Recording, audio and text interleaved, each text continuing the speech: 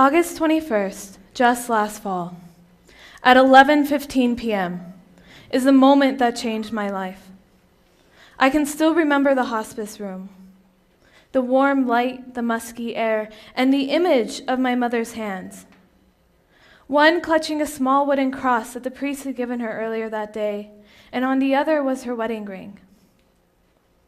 I remember listening so intently to each breath my mother took, all the way up until there was silence, a sound that was unbearable.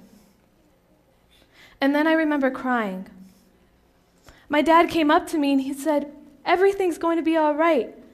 It's hard right now, but we have each other. It's going to be okay." "No, Dad.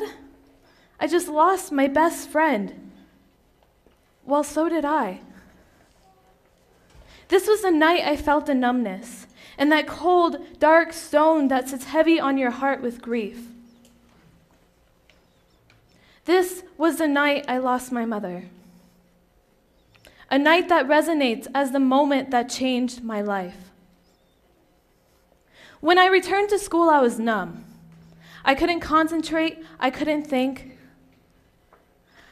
I couldn't focus on the assignments like I was supposed to. Junior year, the year you're supposed to figure things out, and I was stuck. I ignored the emotions inside me. That pain, I pushed it down. The pain that wanted to resort to some sort of escape. But it was the love for my family and my friends that held me together. And then I remembered my mother.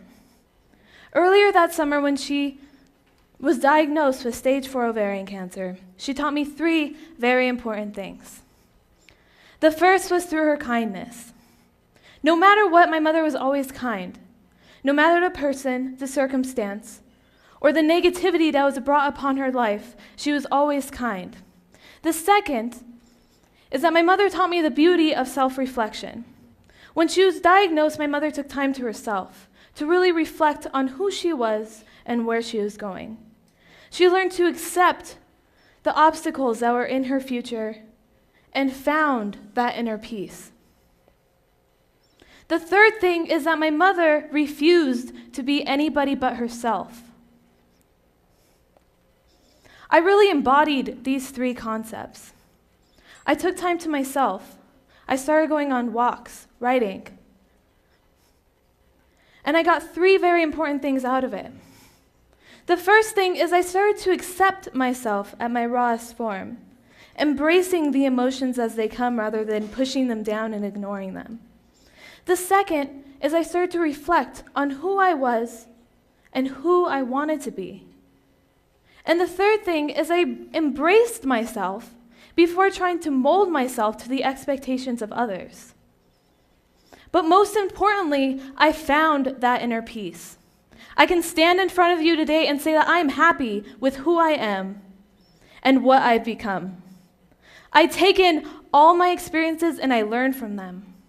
I am proud to be walking in my own skin.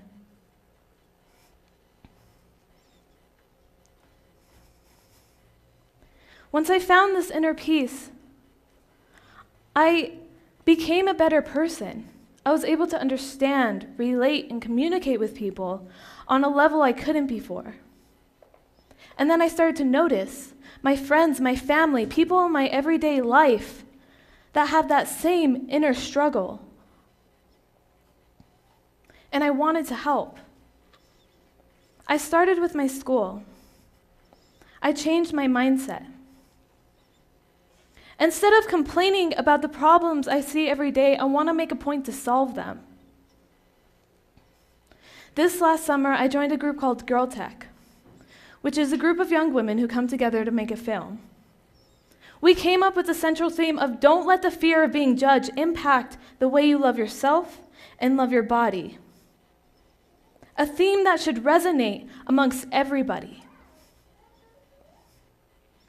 To this day, I still struggle. I am still grieving the death of my mother. That pain and that stone and that numbness return.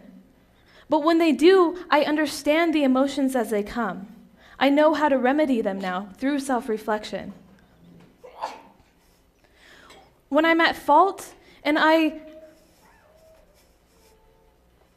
When I am at fault with other people, I reflect on what I did, and I aspire to be a better person.